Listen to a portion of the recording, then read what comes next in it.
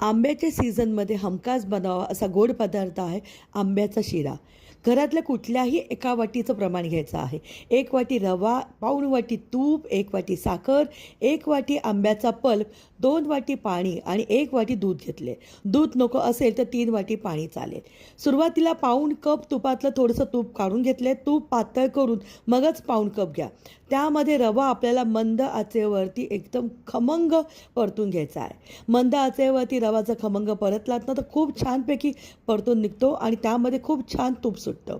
आता यामध्ये गरम केलेलं दूध आणि पाण्याचं मिश्रण आपल्याला हळूहळू टाकायचं आहे. एकदम सगळं नका टाकू, नाही तर अंगावरती वाफ येते. आता पाणी टाकल्यानंतर आपण मंद आचेवरती त्याला 5 मिनटं वाफ काढणार आहोत झाकून आणि मग त्यामध्ये आपल्याला 1 वाटी आंब्याचा पल्प टाकायचा आहे. मी जो आंबा वापरला होता तो गोड होता, त्यामुळे मी इथे 1 वाटी साखर घेतली होती. पण आंबा जर आंबट असेल तर साखरेचं प्रमाण हे 1.25 ते 1.5 वाटी तुम्ही घेऊ शकतात. आता परत झाकून ठेवले, वाफ काढली आहे आणि मग यामध्ये साखर घातली आहे.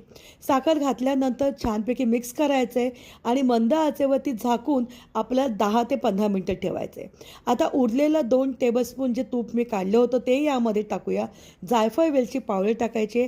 अप्रतिम चवीचा आंब्याचा शिरा इथे तयार झाला आहे.